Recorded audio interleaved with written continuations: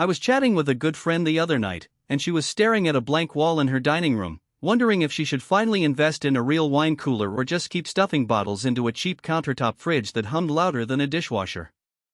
She's the type who enjoys opening a bottle on a Saturday night, but she also worries about spending a lot of money on something that ends up being more show than substance. I told her that the biggest mistake people make is buying a cooler that looks good on Instagram but can't actually keep a large collection at a steady temperature, especially when you have a growing cellar in limited space. Link is in the description if you want to check the product details on Amazon. The model we're looking at is the Intelligent Wine Cabinet from the Silo store. At first glance it promises a professional-grade 102 bottle capacity, a double-layer insulated glass door, and a compressor-based cooling system that's supposed to stay quiet while delivering uniform climate. Those are the headlines you see on the listing, but the real question is, does it deliver in the everyday scenarios you'll actually put it through? Let's start with the size. The cabinet stands a little over 10 feet tall, which means you'll need a ceiling height that can accommodate it without making the room feel cramped. If you have a standard 8-foot ceiling, you'll have to position it against a wall and possibly remove a piece of trim to make room for the base. For most apartments or smaller homes, that height could be a deal breaker.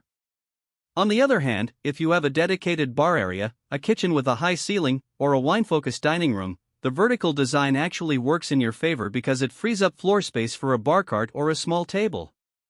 The 9 shelves are adjustable, so you can fit a mix of standard 750 ml bottles, larger magnums, or even a few half bottles without having to rearrange the entire unit. Temperature stability is where the compressor system really shines. Unlike thermoelectric units that can struggle in warm rooms, a compressor can maintain a set point of 55 F, or any temperature you prefer, even if your kitchen runs at 80 F during summer cooking. In practice, I've seen people keep a collection of both reds and whites in the same cabinet and simply switch the thermostat when they want to serve a different style.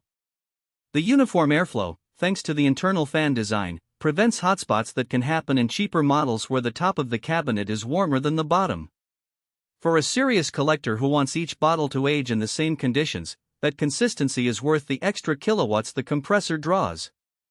Noise is another practical concern. Compressor coolers are often blamed for being loud, but this cabinet uses a low-vibration compressor and insulated door seals that muffle the sound. In my own test, the unit ran at roughly 38 decibels, a background hum you might hear from a refrigerator, not a disruptive clatter. If you plan to place the cooler in an open living area or a home theater, that level is generally acceptable. However, if you're a night shift worker who sleeps with the cooler running, you may notice that faint hum when the compressor cycles on. It's not a deal breaker for most people, but it's something to keep in mind. One of the hidden trade-offs is the power consumption. A compressor that can handle a 102 bottle load draws more electricity than a small countertop unit, especially during the initial cooling phase. The manufacturer lists it as energy efficient, but the real-world bill will reflect that you're maintaining a larger volume of air at a precise temperature. If you're on a tight electricity budget, you might want to factor in the cost of running a 110V unit for 8 or 10 hours a day, especially if you live in a climate with extreme temperature swings. For many wine enthusiasts, the peace of mind that comes with proper aging outweighs the modest increase in the electric bill, but it's a practical point that sometimes gets glossed over in marketing copy. Now, who should actually buy this cabinet? First, anyone who already has a respectable collection, say 30 bottles or more, and plans to keep adding for the foreseeable future.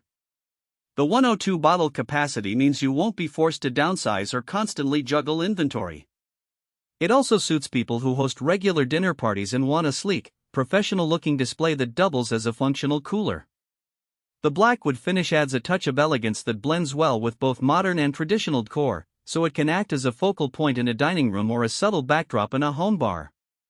Conversely, if you're a casual drinker who only opens a bottle once a month, or you have a limited budget and are looking for a starter cooler, this unit may be overkill. A smaller thermoelectric cooler that holds 12 to 24 bottles would meet your needs for far less upfront cost and lower ongoing electricity usage. Also, renters should think twice installing a piece that tall and heavy may require landlord approval, and the